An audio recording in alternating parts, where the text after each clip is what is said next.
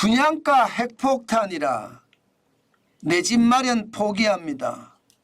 제가 분양가가 많이 올라갈 거다. 이게 아파트 값을 밀어 올릴 거다. 이런 얘기를 제가 많이 말씀을 드렸는데 와, 현실이 됐습니다. 현실도 여러분 보시면 깜짝 놀라실 겁니다. 이거 한번 보세요. 서울 아파트입니다. 평단 평균 분양가 상승 추이인데 2024년을 보세요. 어이가 없지 않으세요? 평당 5,670만 원이에요. 올라간다고 했지만 너무 올라갔죠. 2019년에 2,613만 원입니다. 그러면 5년 사이에 2배가 넘었죠. 117%입니다. 117%. 3,057만 원이 5년 사이에 올랐습니다. 게다가 2023년 3,508만 원에서요. 5,670만 원으로 올랐습니다. 이렇게 되면 여러분 집값이 어떻게 될까요? 저는 집값이 올라도 너무 많이 올랐다. 결국 말입니다. 집값이 분양가의 영향을 받아서 밀려 올라가는 것은 아닐까. 저는 그렇게 생각을 합니다. 그만큼 여러분 건설하는 데 가보면요. 난리도 아닙니다. 기본적으로 말입니다. 인건비가 장난이 아니에요. 인건비. 최저임금이 뭐 계속 올라갔잖아요. 계속 올라가니까 이게 아파트를 짓는 비용이 천정부지로 올라간 거예요. 여기에다가 주 52시간제 8시간만 일하고 안 해요. 심지어 건설회사 사장님들이 그러잖아요. 빗자루만 들고 있어도 20만 원을 줘야 된다고 하잖아요. 빗자루만 들고 있어도 하루에 20만 원. 결국 최저임금의 부메랑 주 52시간제 부메랑이 이제 터졌다. 이렇게 이야기하면 여러분 간단한 겁니다. 그만큼 말입니다. 비용이 높고 또 높아졌다는 의미예요. 여기에다가 건자재 비용은 또 얼마나 올라갔습니까? 뭐 철근부터 시작해서 세멘트, 벽돌, 목재 안 올라간 게 없습니다. 그러니 집값이 5,670만 원이 된 거죠. 평당 말입니다. 결국 말입니다. 최저임금 급격하게 올리면서 모든 게 바뀌었다는 뜻이. 제가 윤석열 정부가 가장 먼저 해야 될 게 최저임금 문제다. 주 52시간 문제다. 최저임금보다 주 52시간질이 더 급하다. 이렇게 목이 터져라 외쳤습니다. 진짜 목이 터져라 외쳤어요. 안 했잖아요. 결국 그 결과가 터진 거예요. 잘못은 문재인 정부가 한 거예요. 최저임금을 급격하게 2018년에 여러분 알다시피 16.4% 올렸습니다. 최저임금을. 2019년에 10.9% 올렸습니다. 그 당시에 제가 미쳤다면서 목소리를 엄청나게 높였거든요. 이렇게 가면 다 죽는다고. 제가 봐서는 평당 분양가가 서울에 5,670만 원인데 다 죽는단 말이 안 나올까요? 당연히 다 죽는단 말이 나오죠. 오죽했으면 내 집 말은 포기합니다. 제가 제목을 그렇게 달았을까요? 결국 올 것이 온 겁니다. 올 것이.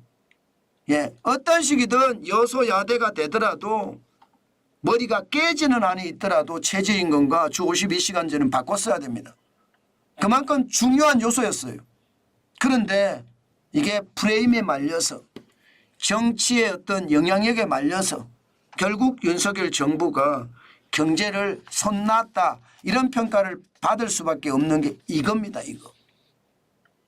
게다가 여러분 이게 평균 분양가잖아요. 실질적인 분양가 한번 보실래요? 아마 여러분들도 놀라 자빠질걸요. 왜냐하면 말입니다. 보세요. 포제스 한강 2024년 1월 서울 광장동에서 분양을 했습니다. 여러분 평당 분양가가 아이고 소름이 끼치네요. 저는요. 1억 3,771만 원입니다. 분양가 상한제 적용을 안 받는 거죠. 이 1억 3,771만이요. 평당 분양가가 그렇다는 뜻이에요.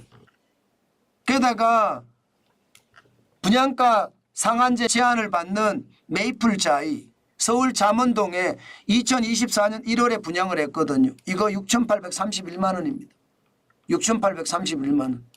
평당 분양가는 5,670만 원이지만 실제 분양하는 가격은 지금 더 많다는 뜻이에요. 문제는 부산 보세요. 부산. 2024년 1월에 부산 수영구에 태는 바움 294투입니다. 이게 평당 6,093만 원이 됐다. 6,093만 원. 진짜로 난리가 아니죠. 이 정도면 여러분 내 집 말은 포기합니다가 정답이죠. 대전도 마찬가지. 대전 유성 하늘채 하이에르라는 아파트입니다. 예, 지난 4월에 분양을 했는데 평당 대전이 2,452만 원이에요.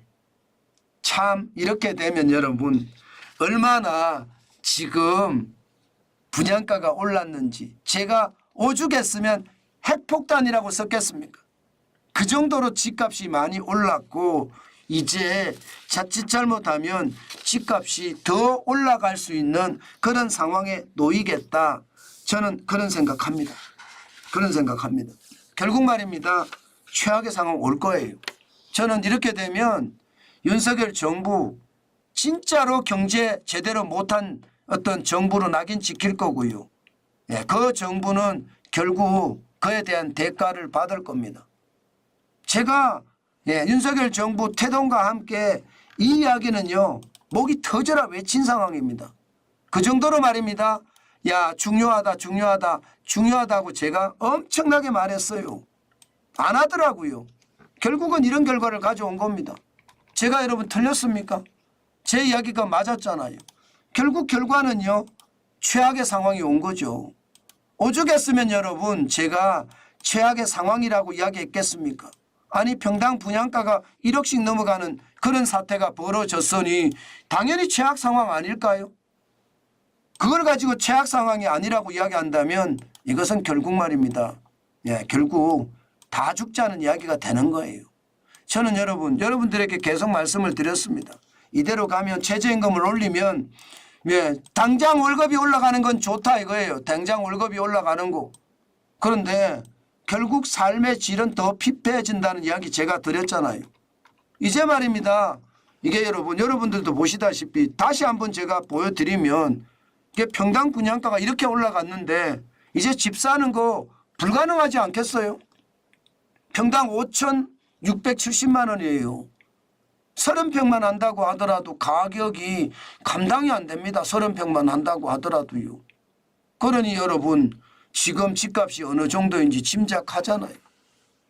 제가 여러분들에게 말씀드린 그대로 지금 현실이 됐다. 2023년 3,508만 원이 5,670만 원. 최저임금과 주 52시간제 영향 여기에 그대로 드러났다. 찔끔찔끔 최저임금 오르고 일 조금 덜해요. 그런데 집값은 폭등. 진짜 장난 아니잖아요. 제가 말했던 게 틀린 게 아니라니까요. 저를 두고 자꾸 부정적인 이야기 많이 한다고 이야기하는데 여러분 보세요. 제가 부정적인 이야기 하는 게 아니라 현실로 다 다가오잖아요. 제가 그래도 언론사에 오래 있었고 기자도 오래 했고요. 또 박사도 했고요. 공부도 많이 했습니다. 또 교수도 제가 시간 강사부터 겸임 교수까지긴 하지만 12년이나 교수도 했고요. 그러면서 제가 느낀 거를 여러분에게 말씀을 드리고 지표를 가지고 설명을 했거든요. 현재의 단서를 가지고 과거를 반추해보고 미래를 예측해봤는데 미래 예측한 그대로 나왔잖아요. 대부분이 그렇게 나오고 있습니다. 그러니 상황 얼마나 어려워지는지 제가 여러분들에게 누차 계속 말씀을 드렸고요. 앞으로도 어려워질 거예요. 그래서 더 힘들어질 거예요. 저는 이제 집 사기 진짜 어려워진다. 그 말씀도 함께 여러분에게 드립니다. 그 정도로요. 월급 받아서 집 사기가 불가능해지는 그런 시대가 온다는 뜻입니다.